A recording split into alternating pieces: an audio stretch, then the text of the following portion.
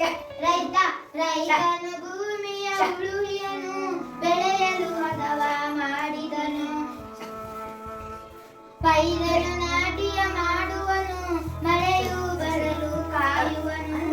ಸಾಗುತ್ತ ದಿನಗಳು ಉಳುಹಿಯನು ಚಿಗುರುತ್ತ ಪೈರು ಬೆಳೆಯುವುದು. ತೆನೆಗಳು